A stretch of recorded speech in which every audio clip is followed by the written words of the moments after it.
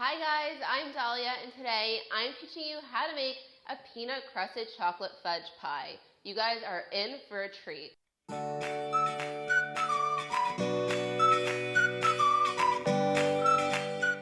This pie is super decadent and filled with some pretty healthy ingredients, which you'll see coming up soon.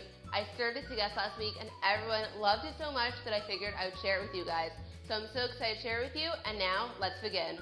The first step to making this pie is to assemble the pie crust. So into a food processor, you're going to add some unsalted roasted peanuts, some rolled oats, and salt. You're going to give this a good pulse until it's all well combined. Then you're going to add in some melted peanut butter along with some maple syrup and give this a quick pulse again just to combine all of the ingredients. Lastly, to make this dough, you're going to add in a little bit of water at a time until the dough comes together and you can squeeze it in your hands and it forms a piece of dough. It doesn't fall apart. Then you know that your dough is all ready to get into your pan. Next, I have a pan here which I've lined with some parchment paper, and I'm also greasing it with some non-stick cooking spray so that the pie doesn't stick to the sides of the pan. Then just dump all of your crust mixture into the pan, press it onto the bottom and the sides, and it's also helpful to use a mason jar or any glass cup to really pack it into the sides of the pan.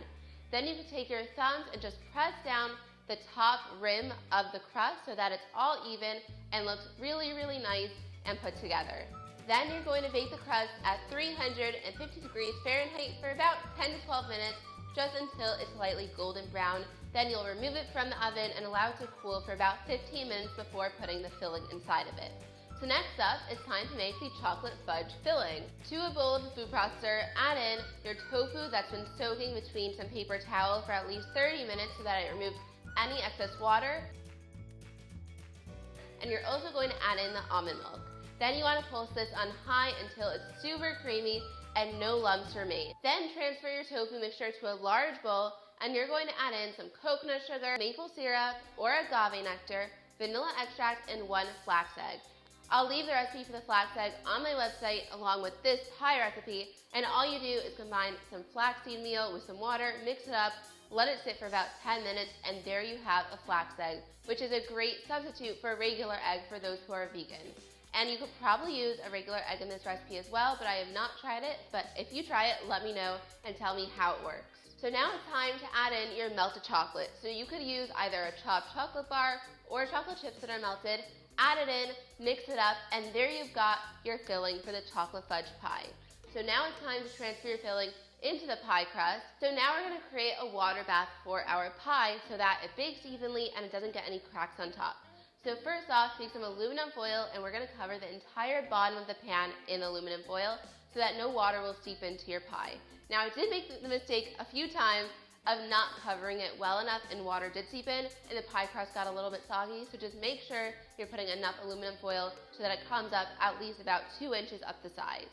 So once you've done that, you're going to take your pan, place it into a larger pan. So I have a 12-inch circle pan, and you're going to fill it with some really hot water. It doesn't have to be boiling. If you just get the really hot water from your sink, pour it in, and then you're going to put it into the oven. Then I'm going to bake this pie at 350 degrees Fahrenheit for about 45 to 60 minutes. You'll see once your filling is a little bit jiggly in the pan, but not too jiggly, that's when it's time to shut your oven off.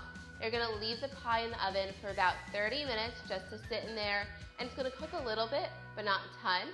Then you'll take it out, let it sit on a cooling rack for about 1 to 2 hours until it's fully cooled, and then you're going to put it in the fridge for about 4 hours or best overnight until it is fully set.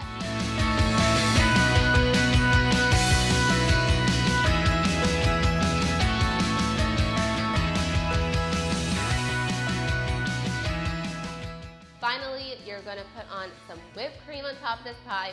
I'm using my favorite cocoa whip. I know it's kind of semi-homemade.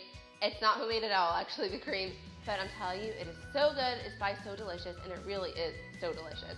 So you're gonna spread your whipped cream all over the top of the pie, then sprinkle on some chocolate shreds, and finally, some chopped peanuts.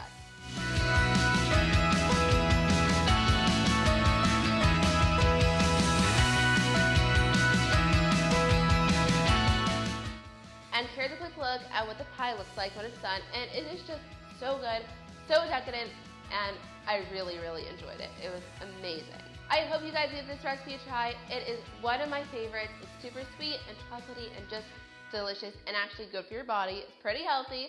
So give it a try. You can find the full written recipe on my website. It's rainingflour.com. Give this video a thumbs up if you liked it. And don't forget to subscribe to my channel for more videos every week. And click on the notification button so you'll get notified every single time I post a new video. Thanks again for watching, and I'll see you next time. Bye!